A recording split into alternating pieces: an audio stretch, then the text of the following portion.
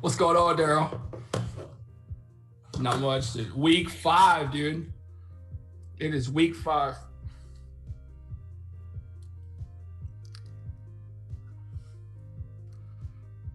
About a 7.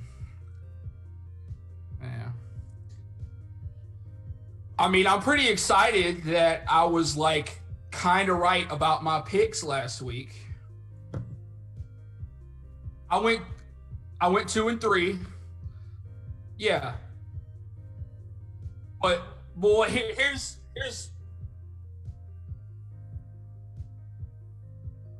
and they lost. Well, we're gonna go with this because Kentucky played well with Auburn for a while. Arkansas played really well with Georgia.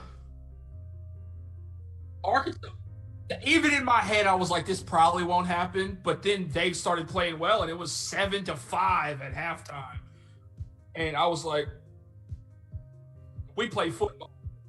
And then what was my other one? Um, the other one I got wrong.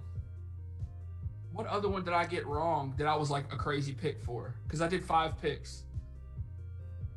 Yeah.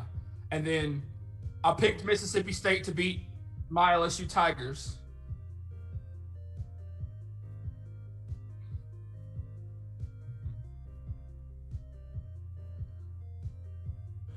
We're not. Because look at all the pieces we lost. We lost our Heisman winning quarterback. Our best receiver opted out for the season. We had a bunch of people get drafted. SC got a new quarterback in the SEC, KJ Costello from Mississippi State, and he's under Mike Leach's system. Mike Leach is a proven coach, right? He's proven. It was, I think he was 36 of 60, right? Was that the number? 60 passes in an SEC game. It's crazy. And then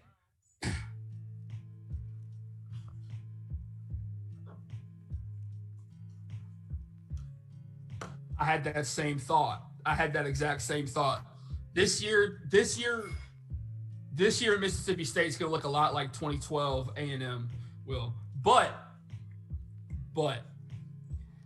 I picked Kansas State to run it back and go 2 times over Oklahoma. So you could say that the Wildcats made a K State.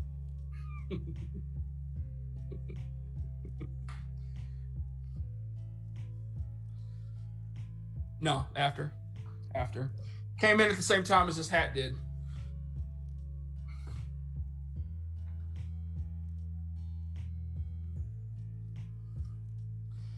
and not that I'm saying I'm the biggest Kansas State fan in the world, but I couldn't pass up a joke.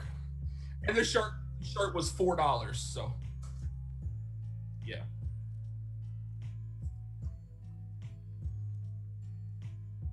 yeah.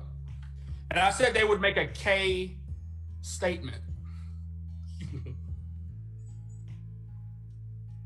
Yeah, it's pretty good. Let me flip my hat around real quick. I like this hat better backwards. No, I just like this hat. Well, no, I just like this hat better backwards because I like this hat better backwards because it's a different hat, and I only had the jacket on so I could do the t-shirt reveal. But now that I've done that, it was. So it made me feel like I might know a little bit about football, even though I'm the same jackass that sits in front of you every week and makes wild picks.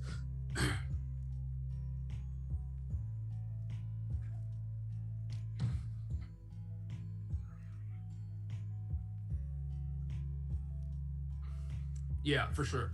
One 100%. We got anybody in the chat yet?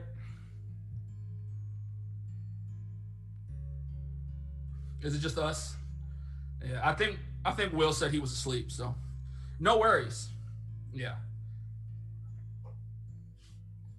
for sure. Don't mind me while I comb my beard.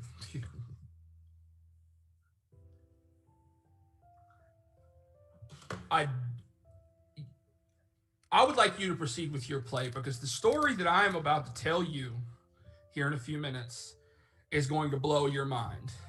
So let's get this. Just is going to prove to you how weird sports can be, how weird college football can be, and that you never know what's going to happen. But let's go with your play, and we could talk about your play real quick, and then I'll get into my story.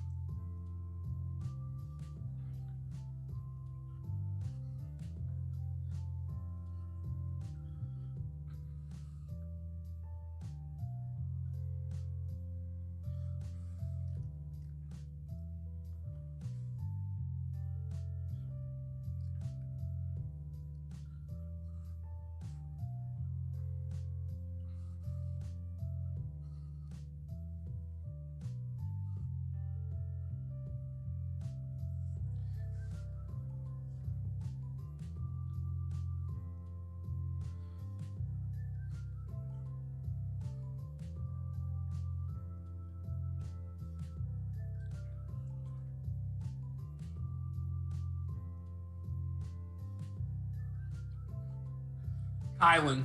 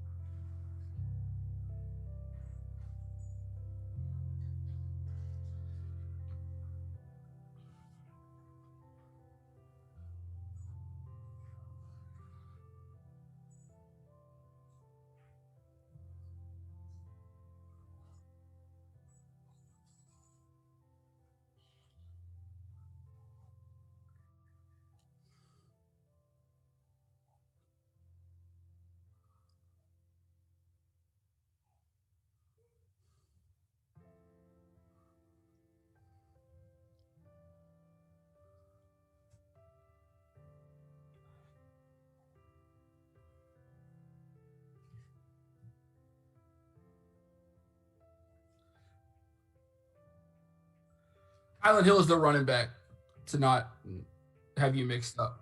Kylan Hill is number 8, not number 5. This play goes to Kylan Hill. I'm not sure if that received a 5's name.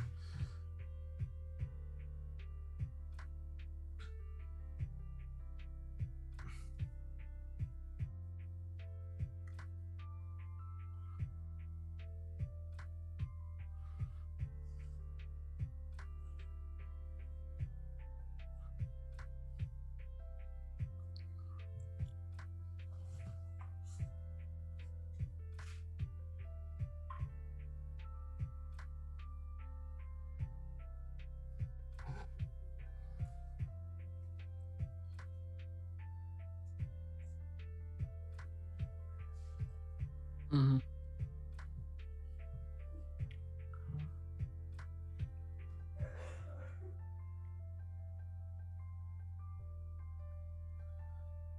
Yeah.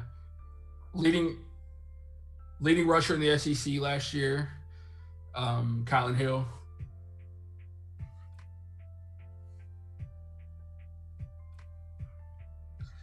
Yeah.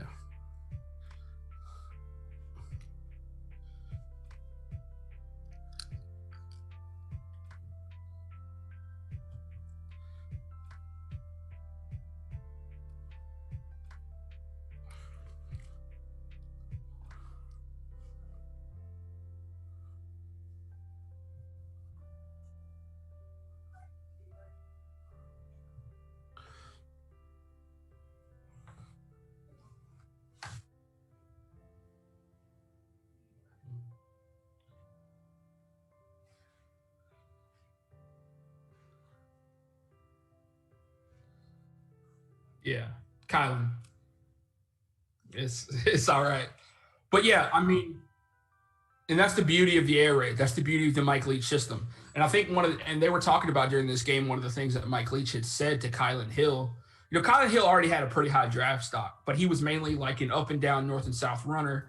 He did catch out of the backfield, but not as much.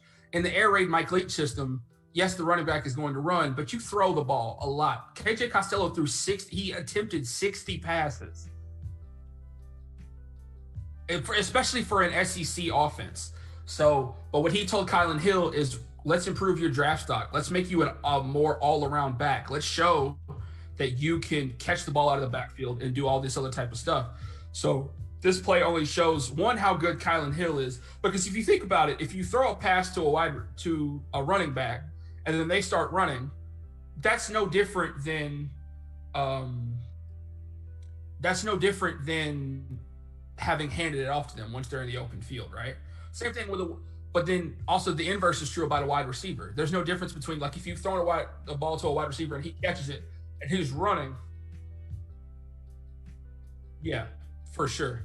So, and Kylan Hill's obviously fast. He's strong. He knows how to be a running back. But this is going to widen his skill set even more.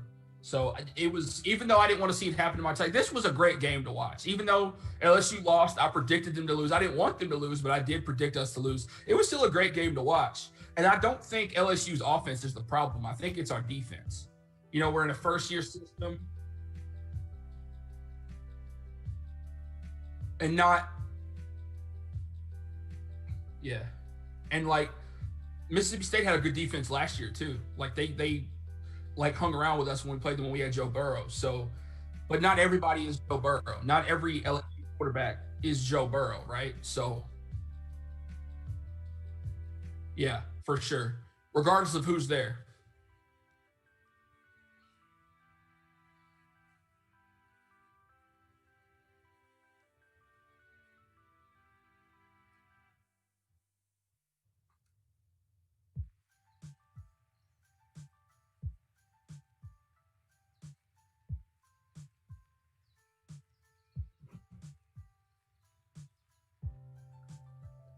Mm-hmm.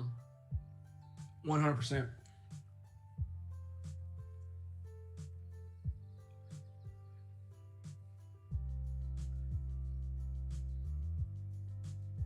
For sure.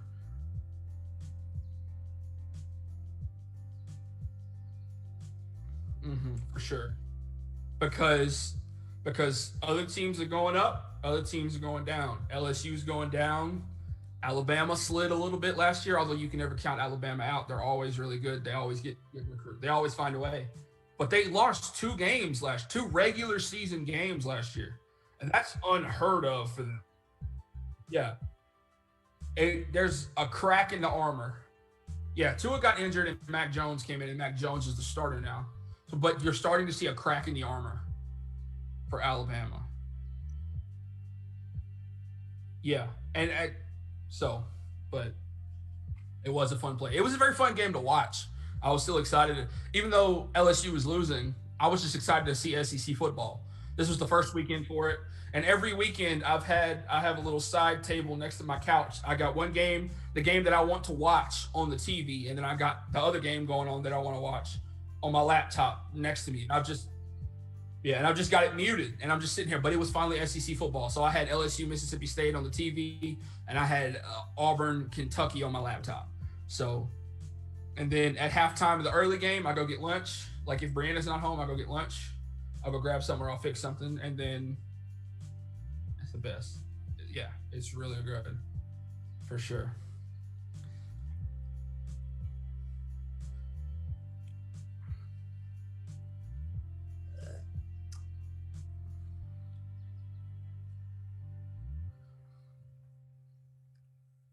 All right, Daryl.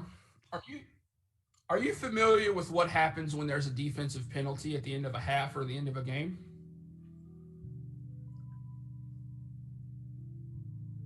Yes. Are you familiar with what happens? No. I'm talking clock is triple zeros, the time is run out, and there's a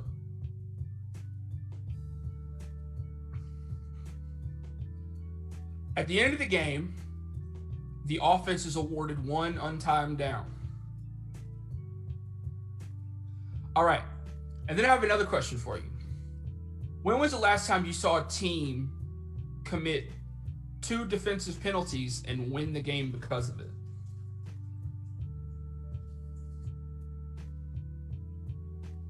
The defensive team committed 2 penalties and ended up winning the game because of it. When was the last time you saw that? Because I guarantee you it's never.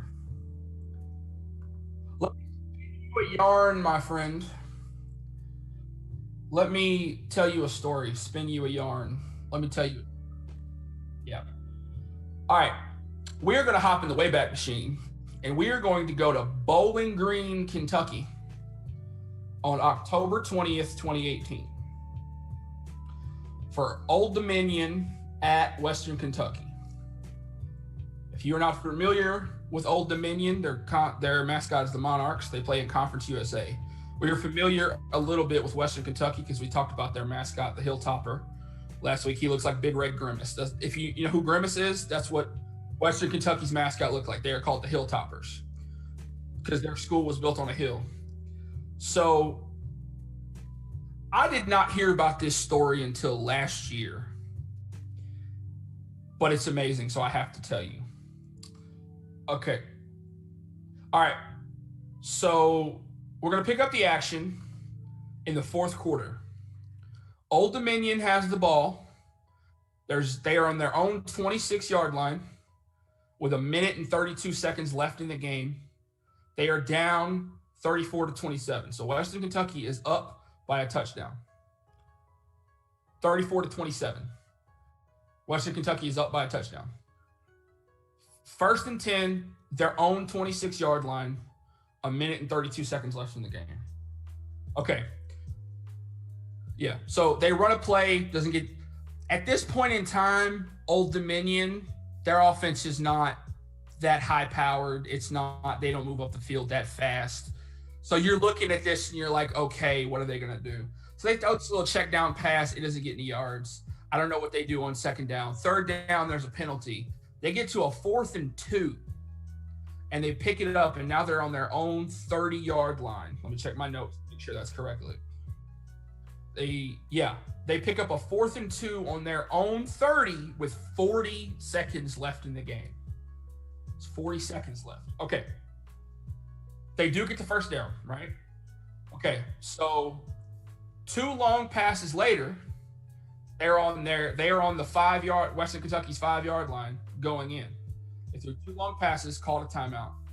Next play, touchdown. Old Dominion, extra point good. There's 8 seconds left in the game. We are tied 34-34. So any rational football fan sees this and they're like, oh, Western's just going to take knees. Let's take this thing to overtime. They might chuck up one play. They might do one play, right?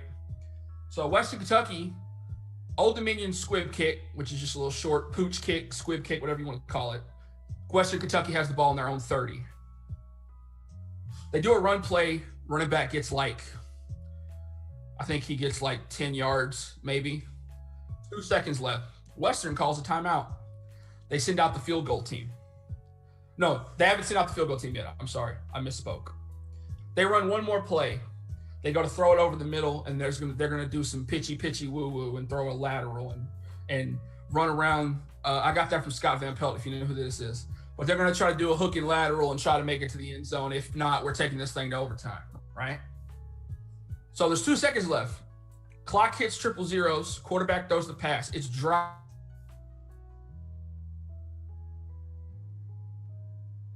Defensive lineman.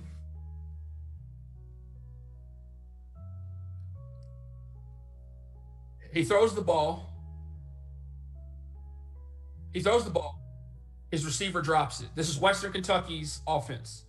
Western Kentucky's quarterback throws the ball. His receiver drops it. There's only 2 seconds left in the game. Play took 2 seconds.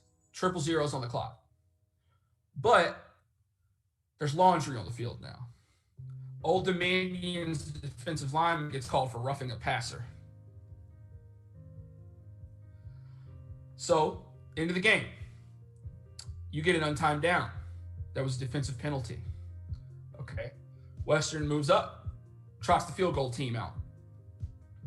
Kicks the field goal. It comes up short, lands right smack in the middle of the end zone, square in the middle of the field.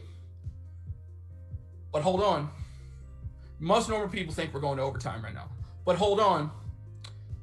There's some more fabric on the field. I love that. I wish that was a comeback. There's more fabric on the field. Old Dominion gets called for having 12 Monarchs on the field. Guess what? You're only allowed to have 11. Untimed down, number 2. Western comes out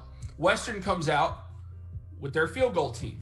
Old Dominion obviously sees that this kid doesn't have the leg to get it where they need it to get, so they put a guy in the end zone.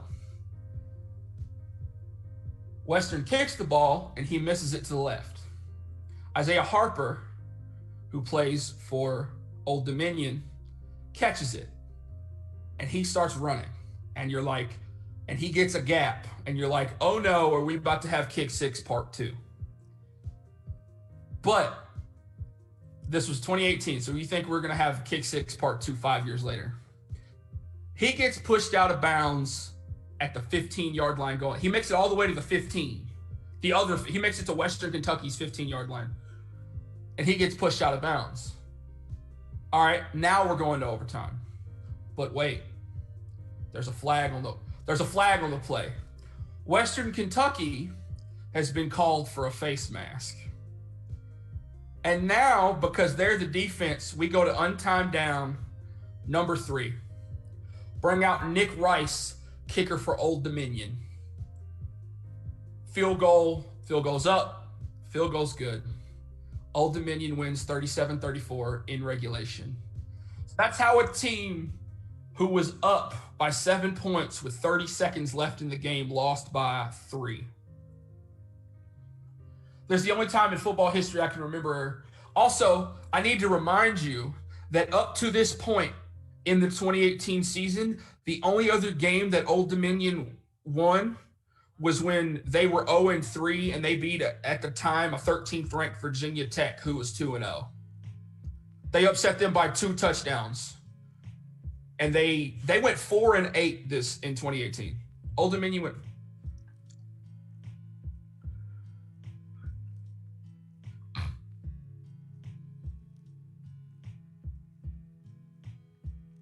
No, I think this was probably just dumb luck.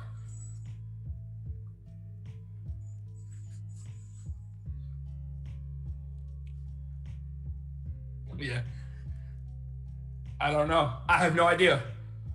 They went the Old Dominion went 4-8 in 2018. There's if you want to look this up, there's a video. I don't know if you know who Scott Van Pelt is. He's one of my favorite. Yes, it was Western Kentucky in the story I just told you.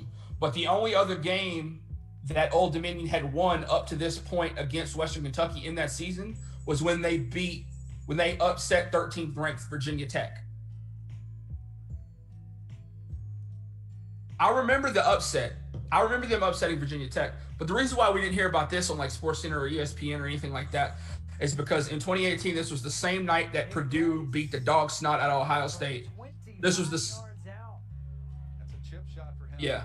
The Dodgers made the World Series that night, and the Lakers and the Rockets got into like a big brawl. So like, of course, they're going to talk about those. Yeah, you're not going to talk about a Conference USA game with a weird ending because, I mean, it's Conference USA. They have weird endings all the time. Yeah. Yeah. So, yeah. And that's how a team that was up by 7 with 30 seconds left in the game lost by 3. Old Dominion's defense committed 2 penalties and won the game because of it. I don't know if it was planned. I don't know if they called it that way, but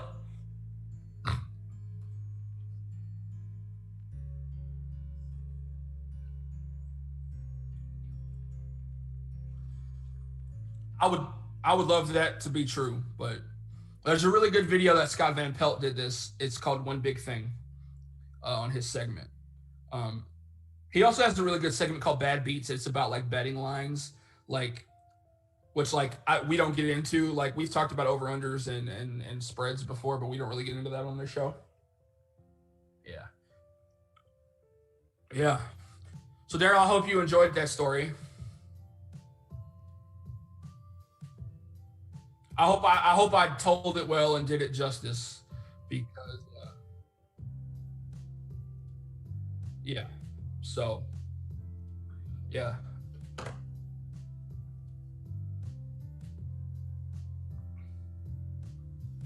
yeah.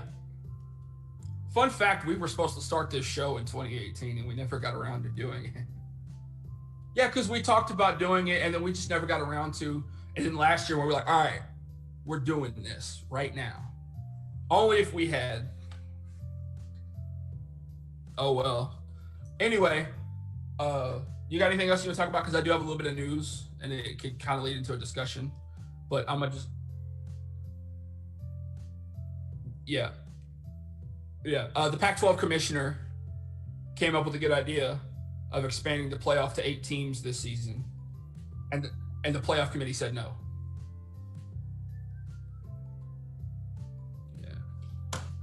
If the Pac-12 convinces the playoff committee to expand it to 8 teams, they can put the whole conference in the playoff. Yeah. So, but yeah,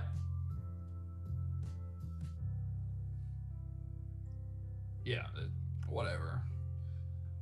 And then like, yeah, we could do 4 whole shows on why they need to do that, and people still aren't going to listen. But yeah, you know what I realized, Daryl? As much as we, and I wish it wasn't this way, because as much as we talk about like the teams that win, right? There are certain teams in college football that are never going to win the national championship. However long we're playing football, there are certain teams that are never going to win the national championship. That's fine. Yeah, there's yeah, UCF has a chance, but I mean they already did it once, so they already did it once. But like I realized, like Louisiana,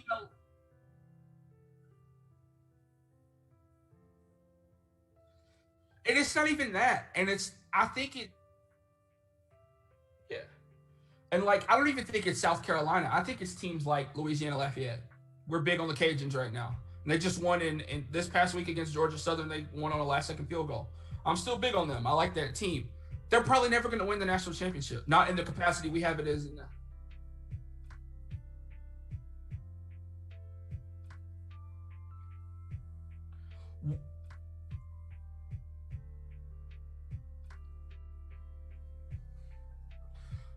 Yeah, I mean, there's been several years when Boise State had their shot. Like 2010, they had their shot. They got up to no, they were number 3 in the country at one point. They started the year at number 3, and like if at any point Boise State wanted a legit shot, they need to move to the Pac-12. It was so from like it really was like 2010, 2011, 2012 era college football was so good because like seven seven is the greatest year ever, and I've seen people talking about how this year might be 2007 2.0. Because think about it. Well, think about it. Yeah, there's like yeah. Well, think about it. First week of the season, Louisiana Lafayette comes out and upsets Iowa State.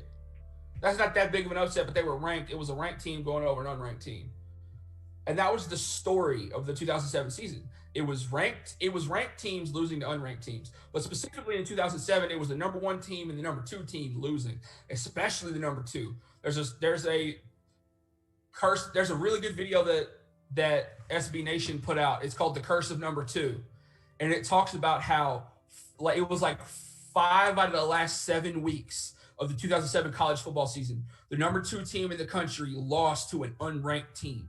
And the crazy thing about it was the fact that none of the teams that upset any of these other teams finished in the top 25 or finished with a very good record. There was only one of the teams that did that. And if West Virginia fans, if you're watching, I'm sorry to bring up sore memories, but the last night of the regular season, it was West Virginia versus Pitt.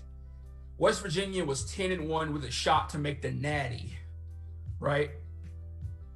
This was Pat White, Steve Slayton, that era of West Virginia football. Pat White didn't score. Steve Slayton and Noel Devine didn't score. But you know what killed them? Pat McAfee missed like 3 field goals. Yeah, that Pat McAfee was in this game. The Pat McAfee.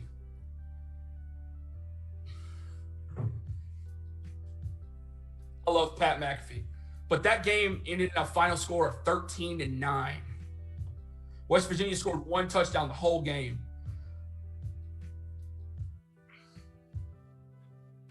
Person number 3.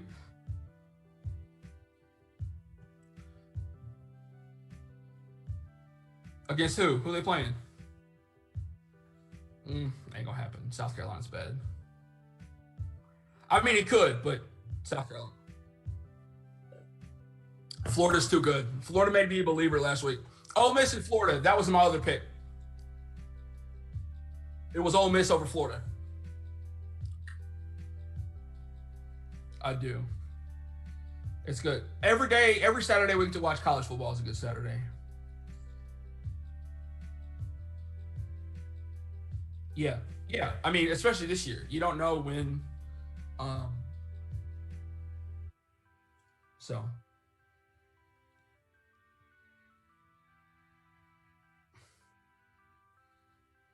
Florida by a lot. Florida big. Florida, Tennessee. Florida real big. Florida by a lot. Kyle Trask goes off again, has another great game. He throws like 5 touchdowns to that tight end. They've got 84. Kyle Pitts. Oh my God, that dude is. Yeah, Florida's rude. What if this year's SEC championship is Florida versus Mississippi State? That's a realistic possibility. I would not be mad at that. It's not Alabama or Georgia, so. Jack says he can't hear you. Jack's here, by the way. Yeah, I can hear you.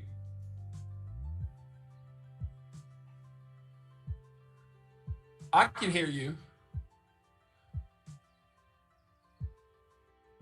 Really? Have we not heard a word you said?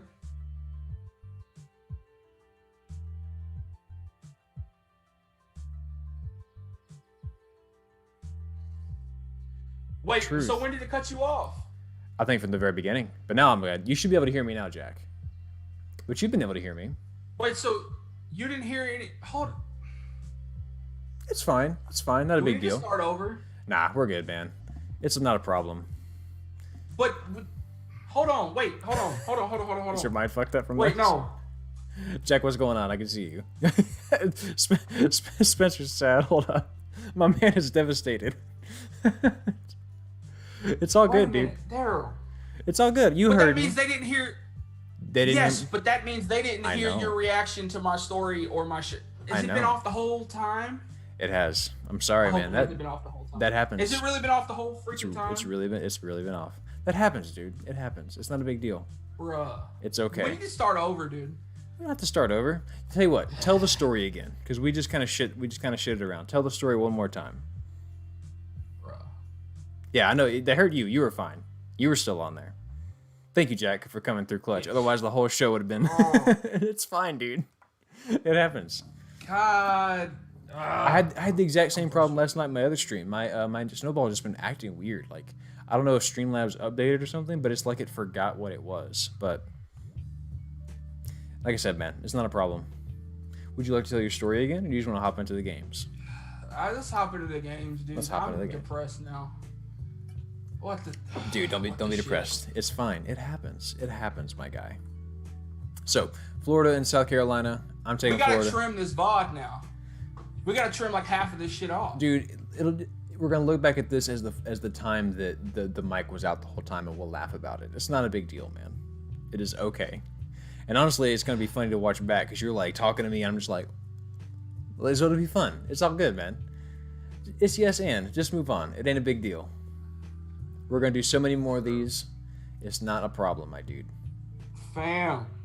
Yeah, man, that's content creation. Sometimes you just lose footage, and shit's a pain. But not when you're live on the air, Daryl. Yeah, but usually you have a chat there to tell you, and Jack showed up, but, Jack says, I want to know how... I hope you weren't off the entire time. I hope you, accidentally bumped your mic or something. Maybe I was. Maybe I was. Lost you for a second. In fact, just assume that was the case.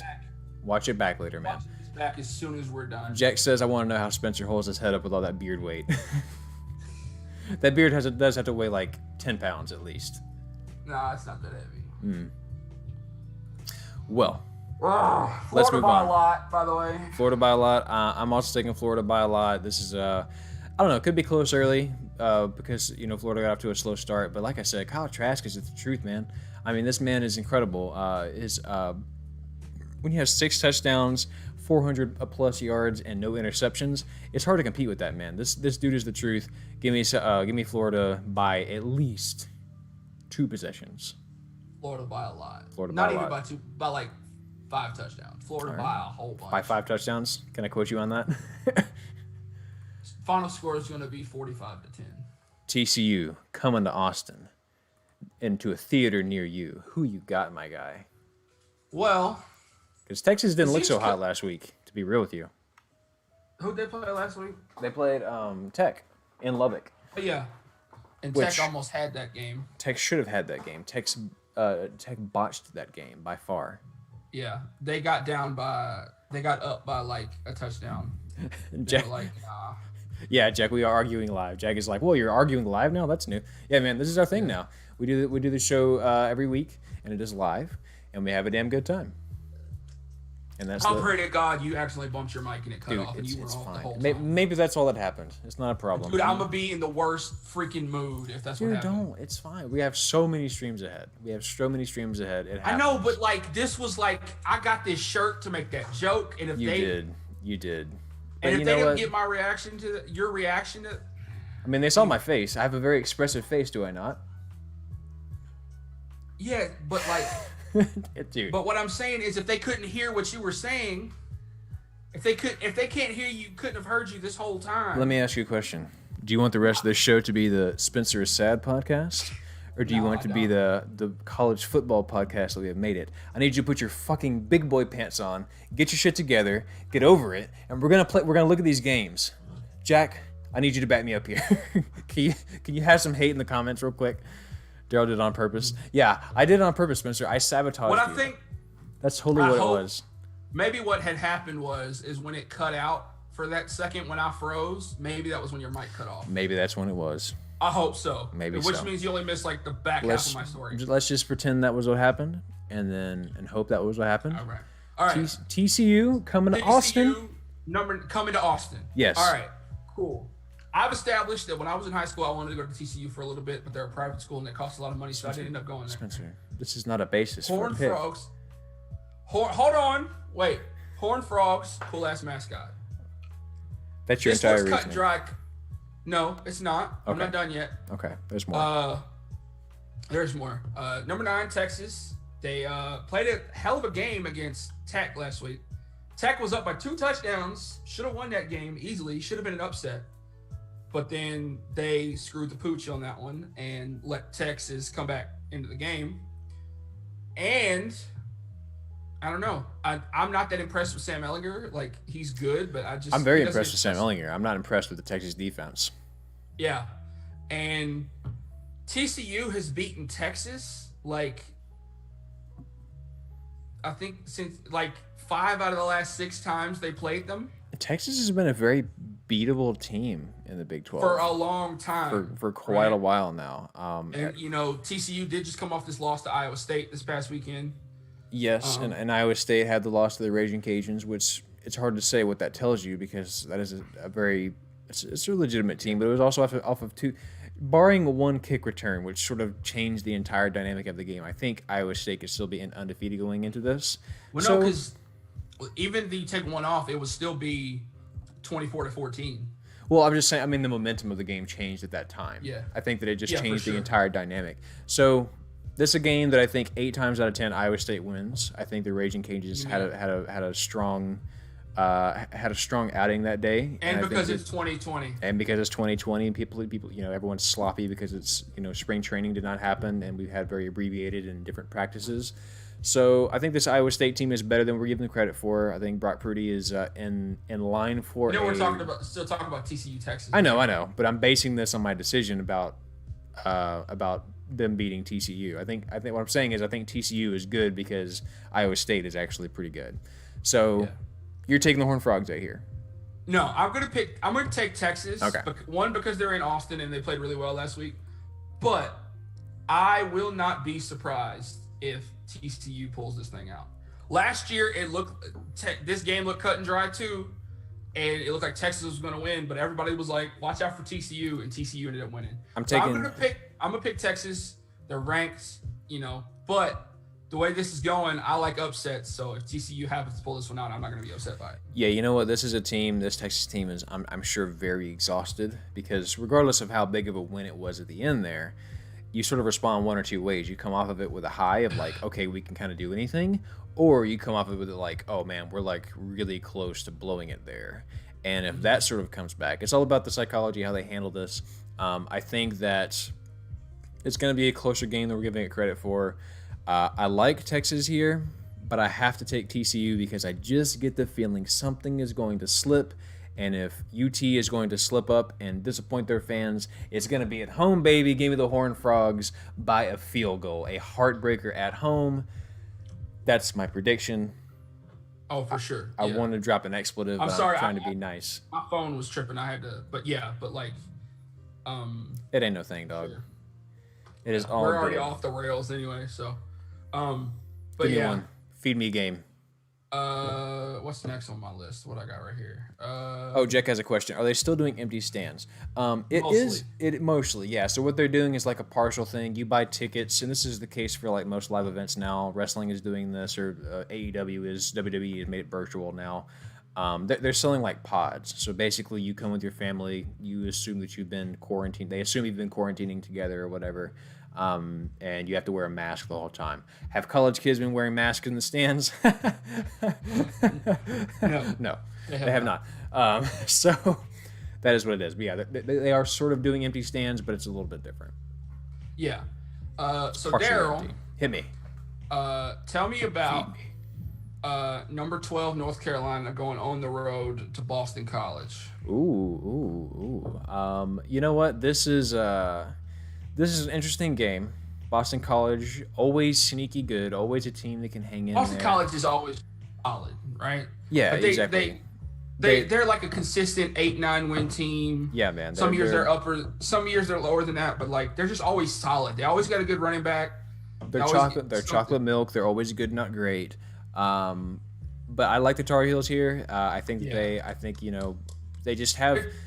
They have this one's on the list because there's not that many like super interesting games going on this weekend. Yeah. There's a few, but it's ranked team, so as always, I think they go as Sam Howell goes. Their defense plays good enough to keep them in just about any game they play, including Clemson last year. Like they are a team that can hang around no matter what. So I think they go as Sam Howell goes. They should have won that game. I know, but I think they go as Sam Howell goes. I like Sam Howell, but you know how it is. Sometimes he's a little bit insecure at the ball. So I think if Sam Howell plays well today, they win by a touchdown. If Sam Howell comes back next year, watch out. Heisman contender. Maybe. Sometimes you can overstay your welcome, but who knows? Yeah, for sure. Who you got? And then we got Gameday was at this. You're taking North Carolina?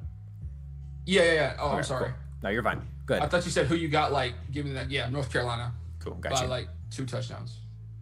I'm with it. Going up there to play them Catholic kids in Boston. Did you know that Boston College is a Catholic school? All right, Jack. Appreciate you because of stopping by. Jack said he just wanted to stop by and say hello. Dope. I really hope. I'm watching the VOD of it. Anyway, I'm not going to talk about it no more. Let it go. It's fine. Got the rest of our show to do. Yeah. So we got number 25 Memphis at SMU. Gameday was at this game last year in Memphis. They're playing in Dallas. Oh, this is going to be a fun one. I think they're both undefeated. They are, yeah. 1-1 versus 3-0. SMU obviously had a little bit more actual games that have not been canceled. Memphis is 1-1. Memphis is 1-0. 1-0 versus 3-0. Yes. Yeah, Memphis has had a couple games get canceled. But yeah, this was a very fun game last year. I think it's going to be another fun game this year. I mean, Memphis has been on the come up for a while. Obviously, SMU has come back on the scene. They came back on the scene last year. They're back on the scene this year. They're going to be in Dallas. This would be a fun one. Yeah, this is going to be a fun game. This is my recliner game for sure. American Conference games. I'm big on the American Athletic Conference. I think they have really good teams. But yeah, sit back and watch this one. I'm going to take the Mustangs in this one, but this is going to be a shootout. I'm going to take the Mustangs by like a touchdown. I think Shane Buechele plays really well. Yeah, I think same thing. I'm so glad he revived his career. Yes. After he transferred from Texas and he was able to. Yeah, big time. No, this is a guy that you're going to see have good draft stock. He's not going to be like a round one guy, but he's certainly going to be someone that he's probably going to be, if he can go into a system and behind an experienced quarterback. Yes. That's like about to retire. Yes. Shane Buechele just looks like he could take over after like Drew Brees retires. Like he seems like the type of quarterback that could do something. Not that I'm saying that he will, but like, I mean, obviously the Saints are big on Taysom Hill, but like he just seems like a guy that's gonna go in, he's gonna learn behind somebody, and then he's gonna do. It's gonna be like Brett Favre and Aaron Rodgers. That's what's gonna happen. He's gonna learn, and then he's gonna. I think he's gonna be you know what? Maybe or he could be a career backup, but he's gonna be solid. He's gonna have. I think he's gonna have a long career. He's gonna make his paper. He's gonna make his paper one day. There's no doubt about that. I like Shane Buechele as well. In fact, I think I'm gonna pick the Mustangs here as well. Memphis, obviously, still a lot of talent from previous years. Mike Norville, Brady White's still very good. Brady White's still very good. Mike Norville is in Florida State now, so obviously their system is a little bit different. But yeah, I like the Mustangs here. I think that they sort of have a little bit more. They've got their treads in the mud a little bit earlier, and they've got a lot more games behind them, which is a weird thing to have to account for. The fact that one team has played 3 games, one team has played 1. But yeah, give me SMU here. Yeah, I think Memphis had a couple games get canceled, a couple games get postponed. Taking SMU, my guy. Yeah, I'm gonna take the Mustangs too. Perfect. We got, let's see. Let's just hop into one, man. Let's just get one that actually matters. We got. Well, there's a couple on there. Oh, well, you give me one then. Go for it. Oh, I mean, I did the last 2, so you wanna grab one? I'm just gonna hop right into it. We got A&M going to visit Tuscaloosa and St. Nick. Yeah. What you got? Obviously, we're both Aggie supporters. He actually went there. I did not. But like, so this A&M Alabama week, you know. Oh shit, Shane's in the chat. What's going on, Shane? What's up, Shane? Hope you're doing all right, man. Obviously, Alabama is very good. They're always very good. Yes, they've been good for a while. But A&M always plays them tough. A&M, when they play, there's something, a switch turns on when A&M plays Alabama. I don't know what it is.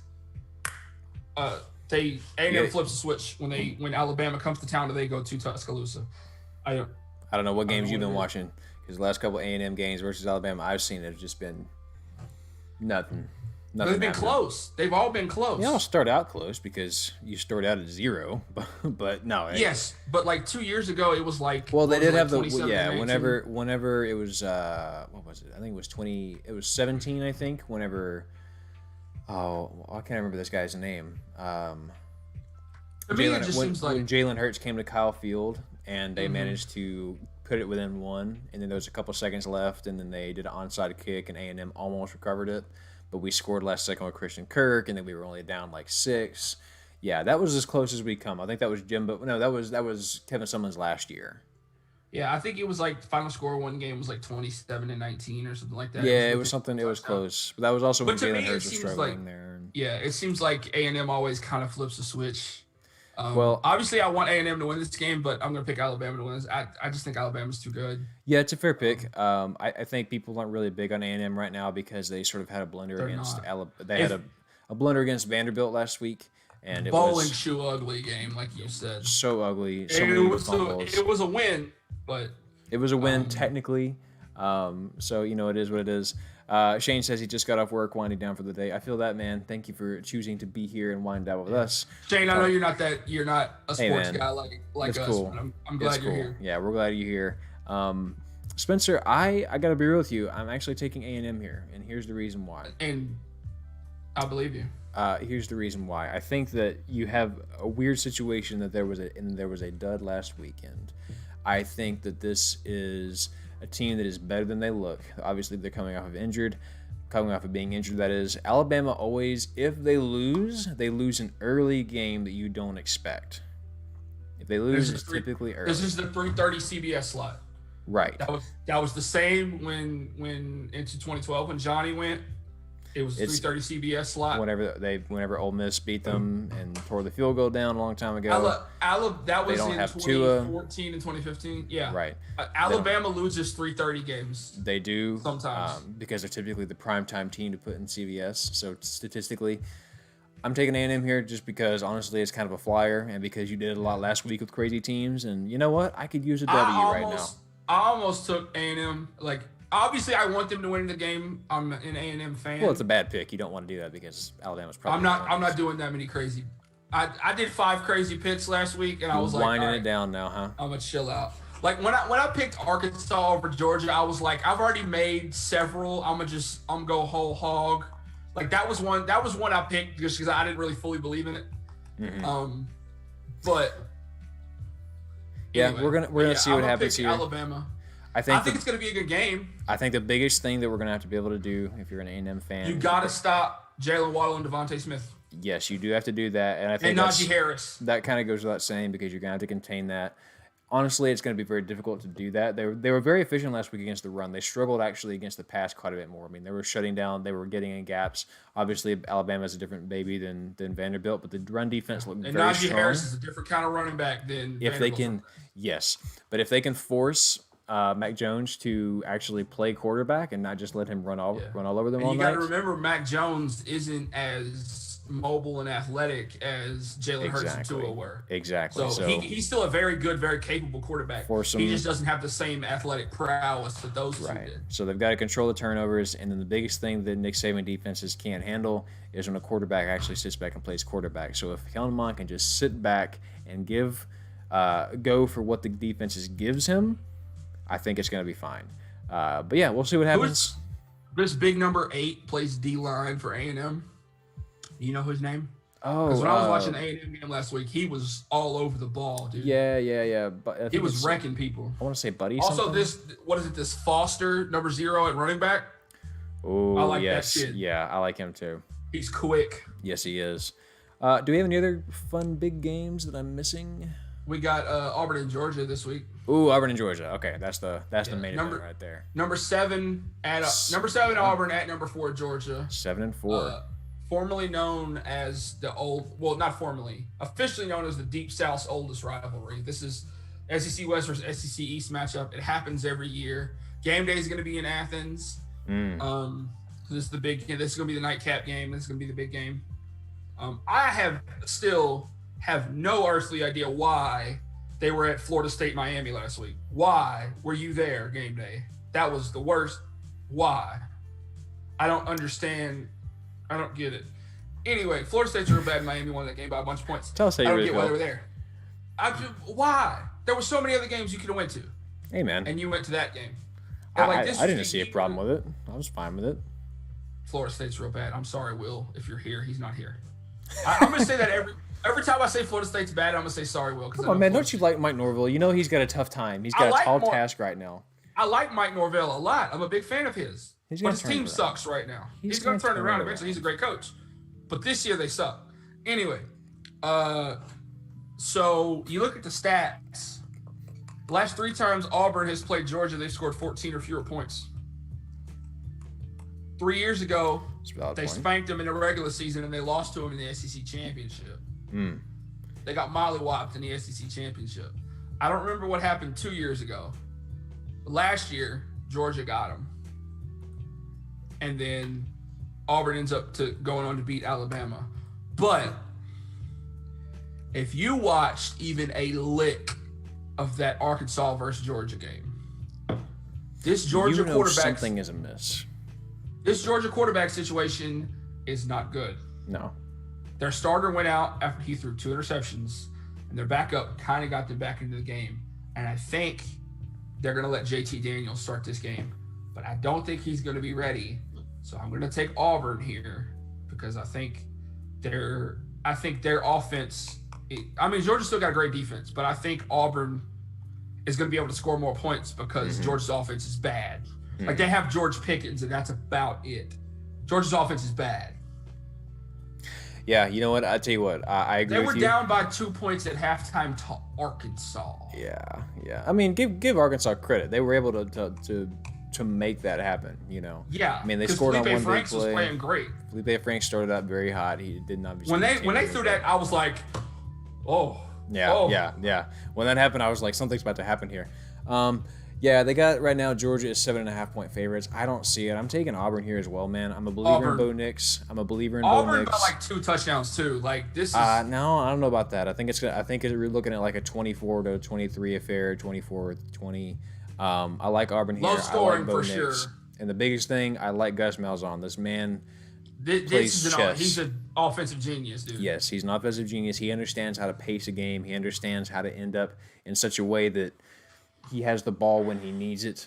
Auburn always finds a way in games like this. Give me Auburn in a close one. I'm taking them 24-20. That's my final score here.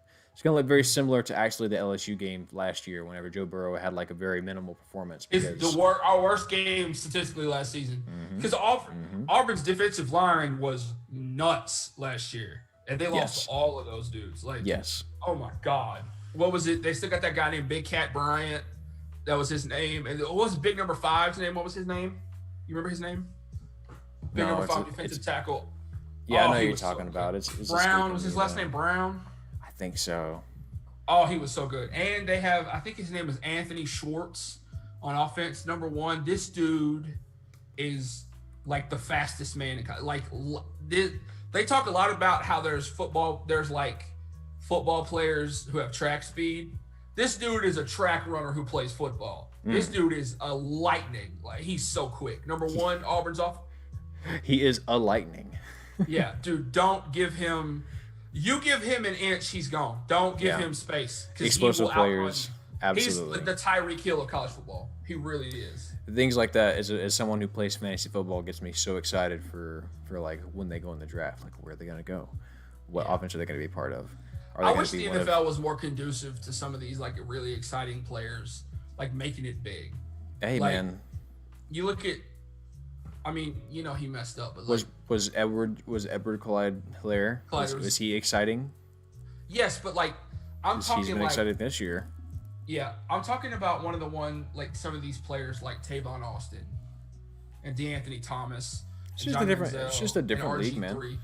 Yeah, I mean, obviously it's a different league. But that's why, I mean, I don't mean like it's physically. I just mean like it's like everything about it is different. The offense is different. The defense is. It's a different meta game, really. Yeah. I mean, if you think about it, it's bigger bodies. You're not going to run into.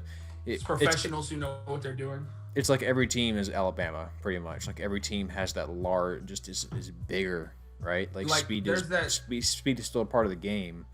But now it's I don't know, it's hard to explain, but it's big boy football. There's that theory you have that like at different levels of the game there's no bad offenses, there's only good defenses. Like the defense just gets so much better. And like these are grown men, like which is why every year it happens. There'll be a really, really good team in college football, whether it be Clemson, whether it be Alabama or Ohio State. They'll be like, could Alabama beat the Browns? No, they couldn't. The Browns would beat them every time. Like it's not close. Yeah, in the NFL, honestly, man, I think it really comes down to coaching. It comes down to play calling. It comes down to creating mismatches. Because in college, and especially in high school, but still in college to some degree, a lot of the differences you have between defenses, especially when responding to difficult to defend plays, like the option, like the spread, is holding on to your assignment, right? In the NFL, the talent is everywhere, right? So like the talent is everywhere. You're not going to have a whole lot of mismatches inherently unless you get like an Earl Thomas, like a young Earl Thomas on like some, new wide receiver. Exactly. Like that's the only time you have massive mismatches there. But I think football, you're like Julio Jones on your first round corner. Yeah, or on Stephon on what's Diggs for Dallas. I can't remember his first name. Trayvon Diggs. Yeah, Trevin, like him, right? Which, by the way, he actually played very well in his first year. But or has been playing really well. But I think it's all about creating those mismatches. I think it's about understanding. It's a chess match between coaches, which is why I think Doug Peterson was on fire in the year that they won the Super Bowl with Nick Foles. He was just on fire with the Eagles. Yeah. Still bothers me. I don't like the Eagles. Still bothers me too, but it is what it is. I want to talk about LSU going into Vandy. It's your team. What do you expect to see this game? LSU obviously the strong favorite here, but Vandy maybe a sign. Maybe less about how bad A&M is and more about the fact that Vandy's for real this year. What do you think? Vanderbilt might be decent. Vanderbilt might be the truth. Vanderbilt did put up 31 points on LSU last year. A lot of those points were scored in garbage time, but they still scored 31 points. Mm-hmm. And LSU's offense is good. Our defense is kind of sus. Kenny Seals, the quarterback for Vanderbilt, has a lot of pocket composure. He's able to sit back. He's able to deliver. I think the only touchdown. You got to think this is Vanderbilt. These are very smart. These are going to be astronauts type kids, right? So yeah, that's what it is. No, I mean, yeah, I agree with you. Obviously, they have football ability. That's why they're playing football. Right. But if you go back and Vanderbilt, you talk about Vanderbilt, you talk about Stanford, you talk about Harvard, any of these other, because Harvard has a football team. They play. We don't talk about them. They play Ivy League. I didn't even know.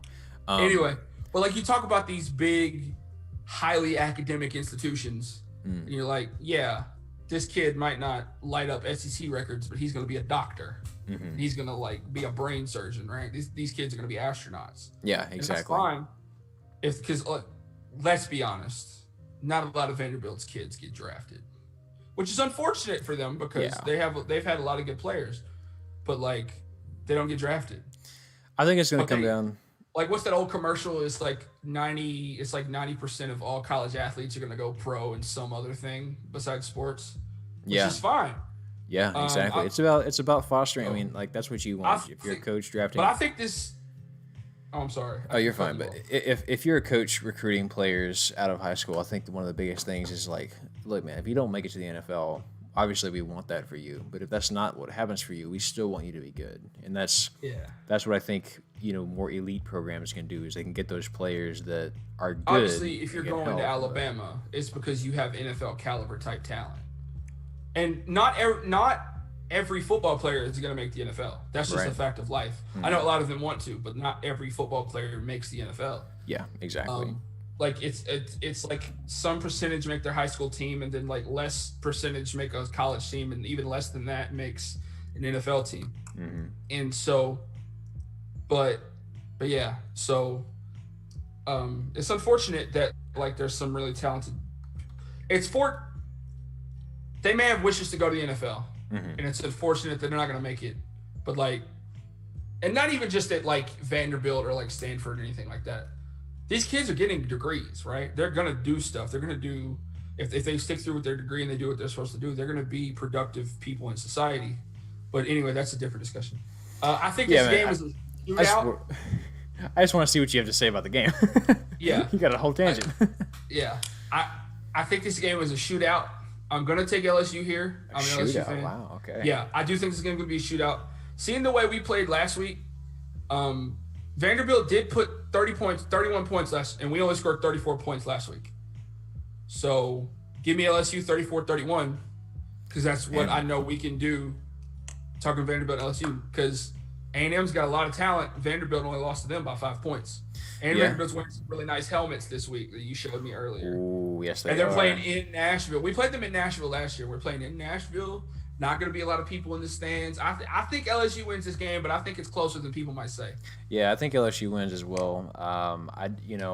It's going to be interesting to see the sort of the litmus test here of just how was Vanderbilt actually onto something last week and in their game against A&M, or did A&M actually just come out and have it lay an egg? It's going to be interesting to see, but I will say that Ken Seals has a ton of talent. My man has a lot of composure. The throw he had for the one touchdown that they did have against A&M was just on the money. There was no way he could have thrown a more perfect ball because it was good defense. It wasn't pass interference. It was just straight up good defense. I mean, it was the defender's hand was here, the receiver's hand was here, and he managed to put the ball in the receiver's hand. I mean, it was on the spot. Fantastic pocket presence. My guy knows what's going on, but they didn't have the ball that long just because A&M was able to stop the run so well. So it was he had to throw.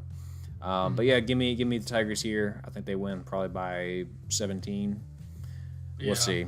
I hope I hope it's closer though. I hope Vanderbilt's actually good. I think the first half is a shootout, and then in the second half, LSU adjusts. We're gonna have Derek Stingley back, hopefully. That hurt us a lot last week because he was sick, but it was not COVID. He had like food poisoning or something like that. Been there. It was not COVID related. Been there. But he couldn't play. So, but yeah, I think LSU wins, but I think it's closer than people might think when you see LSU Vanderbilt. Yeah, I'm with you. Well, my guy, do you have a uniform of the week? I would love to see it. Are we done picking games? Because I had one more. Oh, you got one more? Yeah, let's hear it. What's your game? We got number 18, Oklahoma. Went on the road to play Iowa State. Oh yes. In Ames, Jack Trice Stadium. Since like 2017 when they upset them in Norman. There's a game you talk about every year, right? Yeah, you can't again, not.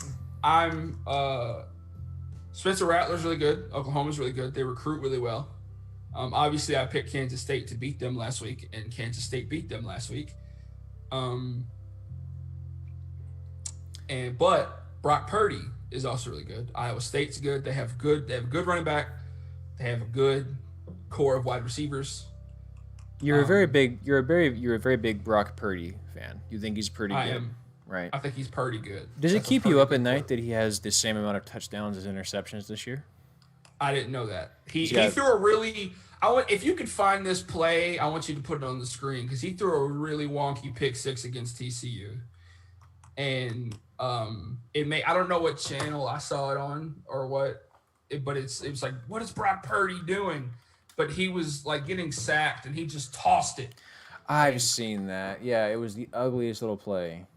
And he tried to throw it out of bounds, but it just sailed on him, and the TCU guy was like, "Oh, look, a ball," and took it to the end zone. Yes. It was real bad. What you're talking about. If you could find that one, put it up. But if you can't, no worries. I'm certain Iowa State that I can. Did end up winning that game, but that was just a bad. I think again, like I said, Brock Purdy is solid. Ugly performance for sure. Maybe he's just getting off to a rough start. It's tough to say. Yeah, and they did lose to Louisiana Lafayette. I don't know if Louisiana Lafayette plays this week. I didn't see them on the schedule unless I just missed it. Here is Spencer's play of the week. Yeah. This is if you can Brock Purdy back here at QB. He's going to take a snap. He's going to think about it for a second. He says, all right, I don't really have much going on left side of the field. It's a little early in the play. Oh, here comes a dude. Oh, I'm going to fall. I'm just going to throw it. Oh, no. Look at him. And that's a pick six for TCU. That's an easy pick six for TCU. Yeah. I'm glad you were able to find that because I was going to send it to you, but I couldn't find it in time. I found it. No, I knew exactly what play you were talking about. He's like falling. He looked like one of those really, really ugly Jameis Winston things. He dropped the ball against Oregon. When he dropped the ball, Manti Te'o's girlfriend tackled him. Boy, that joke will never die. But who you got? Here's what I'm going to say. Iowa State's going to be home. Mm-hmm. They're wearing all black uniforms. Obviously. I'm serious. Look them up. That's one of my. I have 3 this week. That's one of mine. You can look it up while we're talking about it. In these black uniforms, Iowa State has upset several people. They upset Texas wearing these all black uniforms. Is that so? They upset West Virginia wearing these all black uniforms. Oh yeah, this is the thing. Iowa State hoping its black jersey mojo continues. I do think their black jersey mojo is going to continue. I think they run it back against Oklahoma. Give me the Cyclones in this game. This is going to be my one crazy pick for this week. I think Oklahoma is going to be a little bit down from last week after losing to Kansas State. But I think these black jerseys, you should be able to find it. They have a new logo in their jerseys, Iowa State, honoring Jack Trice, which is the stadium they play in, who was a player for them way back in the day. I think he was one of the first black players to play at Iowa State, and he died in one of the games he played. He died on the field. It's another stadium is named after him. Oh, man. And there's going to be a segment about him on College Gameday. So I think with all that, there's not going to be a lot of people in the stands. Give me Iowa State. Close, but give me Iowa State. Okay, I'm with you. You know what, man? I got to be real with you. I'm going to take Oklahoma here. Iowa State, which is the smart pick. Which look, man, I think Iowa State does have a real chance to beat Iowa State does have a real chance to beat Oklahoma. I think they're better than they look right now. They're a 1-1 team, but realistically, they were. I mean, again, a special teams momentum change against the Raging Cajuns from just finishing out that game. Brock Purdy has not been his best. I think he is suffering from the whole. We didn't get a full spring. We didn't get. We didn't get a proper fall camp. So I think he's suffering from that. I think as the season goes on, he'll get better, but I'm not seeing enough from him right now on offense. Their defense is keeping them in these games every single time, but he's not doing enough on offense to really impress me. And I'm picking, you watch Spencer Rattler from this Kansas State game. He threw 3 interceptions. Yes. Spencer Rattler is a very good quarterback, but I think he is suffering from one, it's his first time starting he hasn't started since high school. And we're in this shortened season. He didn't get a full camp, right? So I think he's suffering from a little bit of that.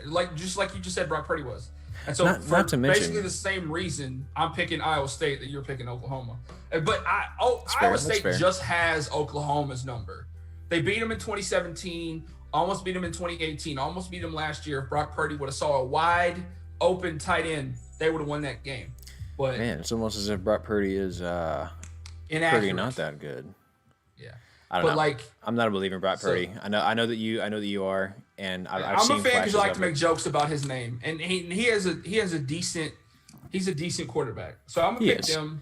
That's gonna be my one crazy pick of this week. But I don't expect. I hope I don't you're right. expect to be right. I'm gonna be cheering for the Cyclones, but I don't expect to be right about this one. I think Oklahoma. I'm going to pick Iowa State to win, but it's gonna be one of those ones. It's because I'm cheering for them, but I think Oklahoma probably gets this done. Yeah, I want you to be right, and in fact, if you are right, I will be extremely happy because that will begin to feel like the end of Oklahoma as we know it. At what point do the ADs at Oklahoma begin to say, "Wait a minute, maybe Lincoln Riley is not the answer"? Riley is really a really good coach. But Lincoln Riley's a fantastic coach. He comes from that same. He played with what's the really handsome guy who is with the Cliff Kingsbury? Cliff Kingsbury. He played with Cliff Kingsbury together. They come from the same offensive mind. I forgot who they were under, but they were under some Mike coach. Leach, right? Mike Leach. Stuff. Again, they played at Tech, I think, right? Wasn't it just Tech? Yeah. I think it was Tech. Lincoln Riley played at Tech? I'm pretty sure. Well, I think he was. I'm obviously misremembering. I don't know his lineage, so I do know, but Cliff Kingsbury did play at Tech, and he played. Yeah, and he set a lot of records. Right. So again, but anyways, they're all the same offensive mind. Obviously, offensively, he's fine, but I mean, these are him and Kingsbury. He's got to get a D coordinator. Kingsbury is obviously finding a lot of success right now. He has Kyler Murray. He's with the Cardinals, and most importantly, they have Devontae Adams. Not Devontae Adams. What is his name?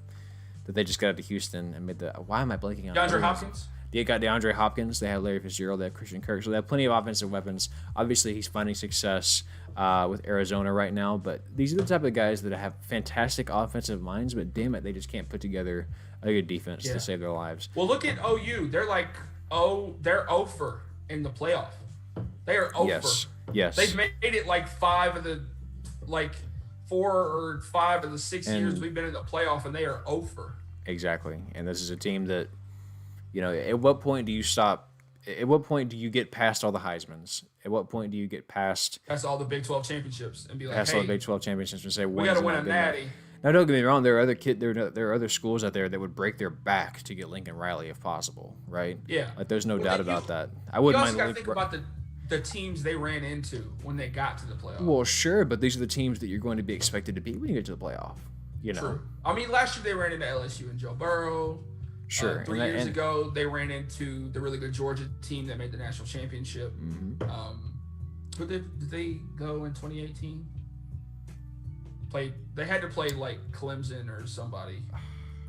I don't know. It's just. But they are 0-for in the playoff. Yeah. So yeah, I'm taking Oklahoma here. I think that's all of our picks. Do you have a uniform, or did we already establish that it was the Iowa State Blacks? 2, actually. Oh, you have 2. I have 2. I need to do a callback because last week I said I had 3, but we only did 2 because I said I was going to save one, but then the ones that I said I was going to save ended up getting worn on. Just wait. They I'm sorry, I'm distracted. Hang on 1 second. What's up? It's all right. All right, continue. They ended up getting worn last week, and I didn't think they were going to. Pitt, the Pittsburgh Panthers, wore some uniforms last week. They called steel, and they're like this all gray with like the subtle yellow accents, and they had like these dark gray and yellow gloves and like yellow armbands. They look really, really good. I liked them, and they're called steel because Pittsburgh is the steel city. There's a lot of steel factories there.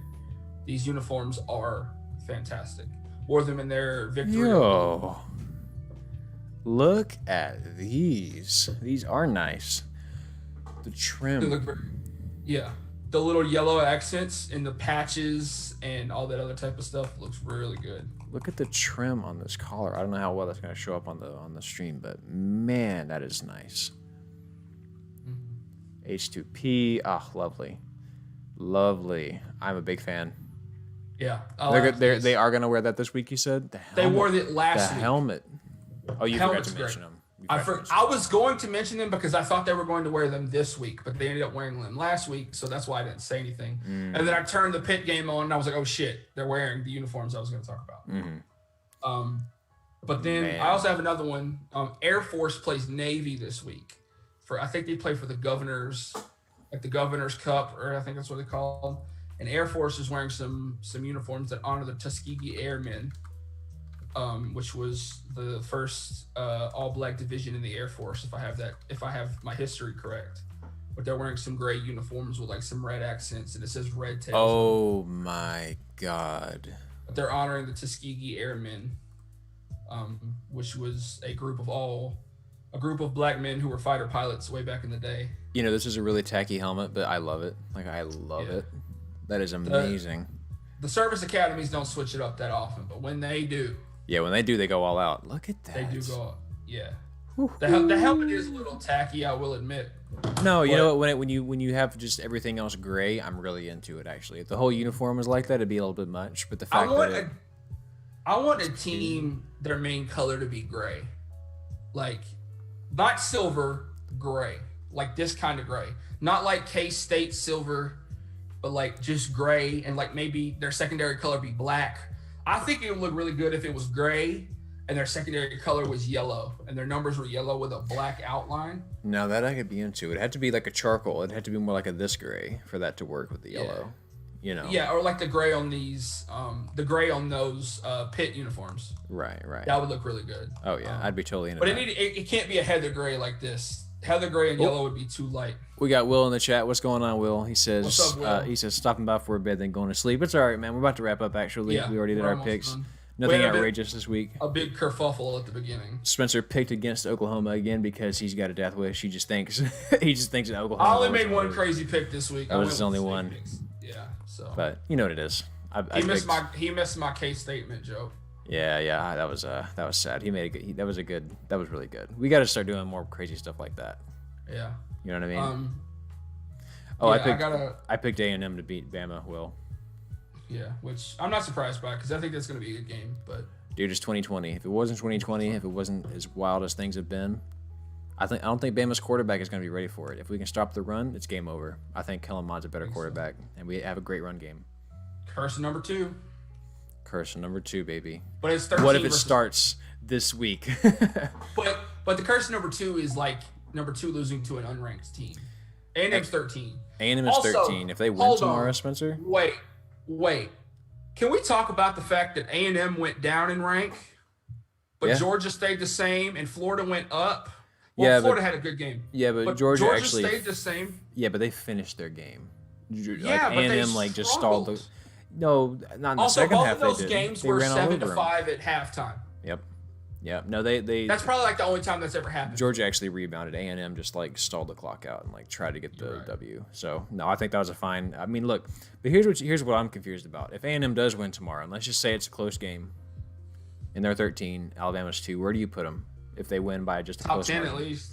Top 10 at least. I think Depends on what the other. Do you think they go automatically top 4? I mean, if number 13 beats number 2, do you put them in top 4 immediately? Maybe top 7. It depends on how the game goes. Like if they beat them convincingly, they come out and they're just like running all over them and they beat them by like 2 or 3 scores. Yeah, you put them top 5. Final score is 20. Like, final score is 27-24. A&M kicks a field goal after a successful drive to finish the game. Well, we know how Alabama is at kicking field goals. A&M wins off the kick 6. Yeah, they could recruit every other position, but kickers, man. Did you hear that? Alabama just missed a field goal. And on that note, I feel that we In other news, the sky is blue. That's right. Well, it's been a fun show, guys. Thank you so much for joining us. I apologize for that. I genuinely hope. You know what, man? If it happened to happen, I'm perked up now. Like, I'm fine now. But again, like you said, it happens. Shit happens. Yeah, dude, that is content creation. You just lose shit, man. You lose footage. You lose audio. Like, I'm going to tell you all about it now. Me and Daryl recorded a whole show before this season. And it has not seen the light of day because I didn't have a good feeling about it, and I never got it edited and uploaded. Yeah, that's just how it goes. Files. That's how it goes. Also, can we talk about how they'll call it the lost files or the lost tapes? Clearly, it's not lost; it's here. You have it. You're showing it to me. The hidden How is files. it the lost tapes? The hidden files makes a lot more sense. The previously misplaced tapes. We haven't had these for that long tapes. Let's close this up with a funny story. So we were talking about being lost files. During Hurricane Harvey, my dad got he did not have his cell phone, or he didn't have a cell phone at the time. His power was out, so we didn't know where he was. Like, there was a full 18, 19 hours when we knew his apartment was flooded that we didn't know where he was at, right? Mm-hmm. And then finally we got a hold of him. He calls me and he's like, "Hey, I'm at this shelter. You know, I'm gonna get a cell phone." He bought a cell phone. Everything worked out. But then we went to dinner, like probably about a week or so after that. And we went like on a double date, Callie and I did, with some friends. And somebody, they were talking about how crazy the storm was and how like people have been, running around and stuff and how dangerous it was. And then Callie goes, "Yeah, we lost Daryl's dad."